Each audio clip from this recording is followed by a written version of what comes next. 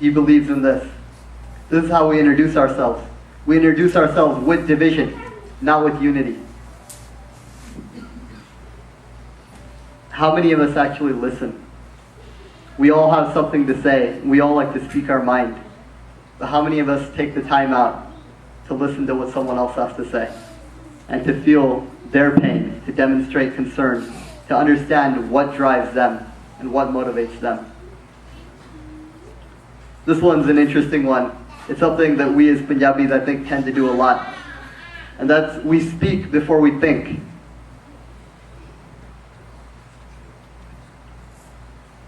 It's pretty self-explanatory.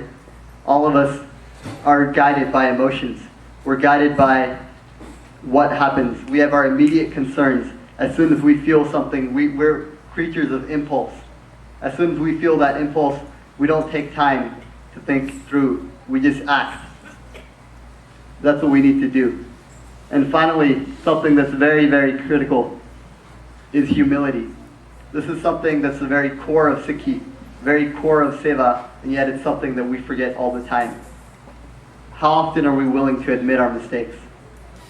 How often are we willing to be solution-focused and to go beyond our individual interpretations and our individual viewpoints to look at, maybe my way is not the best way to solve the issue. Maybe what I'm saying is not the right way. How many of us are willing to admit that?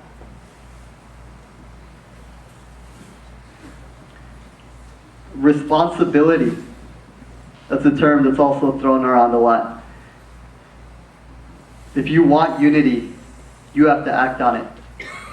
No one's going to emerge from the font and suddenly lead. Unity doesn't occur in a vacuum. No one's going to come and give us all the answers to our problems and just put it in our lap. We have to go out and we have to work on it, day by day, minute by minute, person by person. So how do you do that? You study unity. You immerse yourself in the Guru Granth Sahib. You educate yourself on our history. You educate yourself on what our inspiration is. What is our source of power? The Gurus. What is missing? And you ask yourself the most important question: what can I contribute this very second? Not what I can do tomorrow, not what I can do next year, but what can I do right now? I wanted to share a story with you. One of the life lessons that I've learned is from a non-Sikh. The individual standing there next to me, his name is Robbie. He is a Hungarian man, someone who I've never met before in my life. I had no connection to, and I went abroad to study in Europe for about 5 months. And while I was there, I randomly came across him. Robbie's story is very interesting. He's a man who heard about Sikhi through watching The English Patient. One of the characters in that movie was the Sikh. And he got so inspired to see, what is this man with this turban and this beard? What is his beliefs? Who is this? That he went online and he started looking on sicknet.com. This is a website I'm sure many of you have heard of. Robbie went on sicknet.com, and when he heard that there was a Sikh in Budapest, I was the only Sikh in Budapest at this time, he came to me and he looked out and he searched for me. And when he found me, he came to me and he would tell me stories of the Gurus. This is a Hungarian man who has no connection with Sikhi. He would tell me what's going on in my community back home. He would tell me what's going on at Bakersfield Gurdwara that he read online.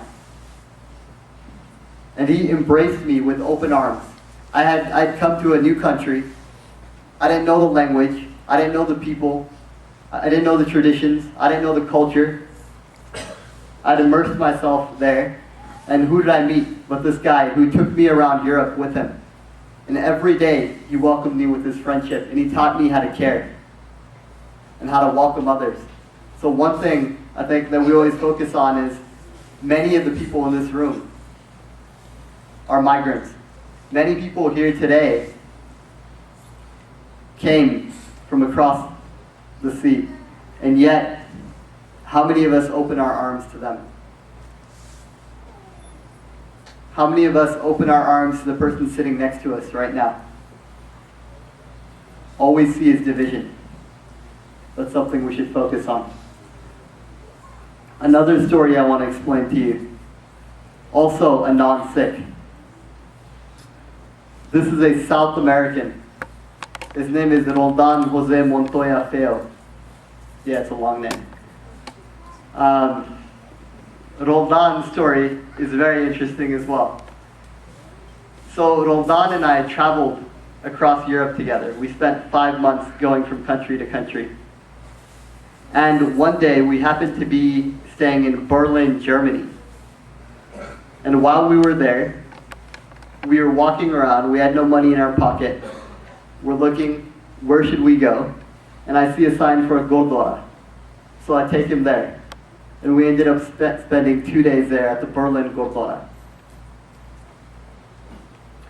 Now, me and Roldan are in the Berlin Gurdwara, spending our nights there, hanging out with the Granthis.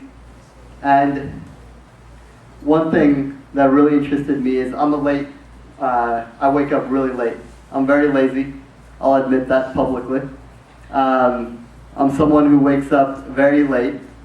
And so I woke up around 9 a.m., got ready, and I looked around. Roldan wasn't there. And I'm like, where'd he go? I finally find him. The next day, when I wake up early. I get up at 5 a.m.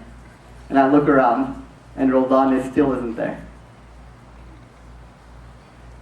After I get ready, I go to the Darbar Hall, and Roldan is sitting inside doing Simran at 5:30 in the morning.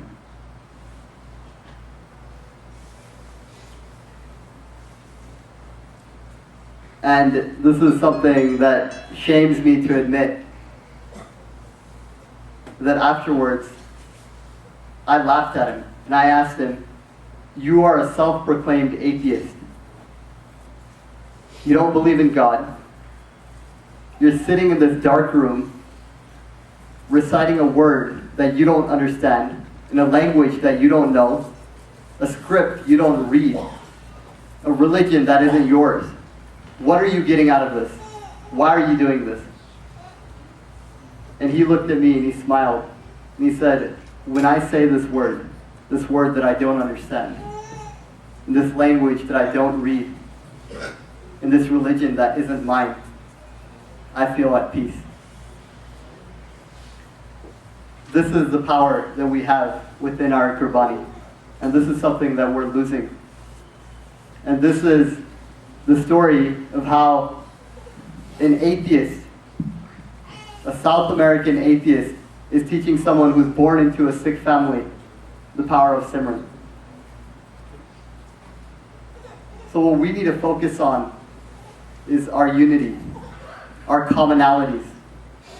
What can we do together?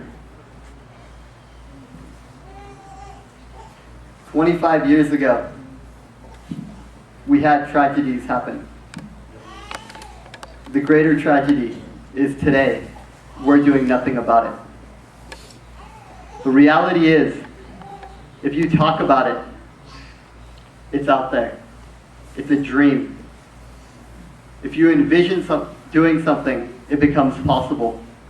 But until you take that step, and until you act upon it, it doesn't become real. And that's what we need to do. If we want to talk about 1984, we want to talk about what's going on today, we need to act on it. That's the only way we can make it concrete. Ultimately, how do we build this idea of one panth? How do we build ekta? How do we bring that in our lives? It's an individual choice. It's a choice that everyone in this room has to make. And it's a choice you have to make every moment. Make it your choice.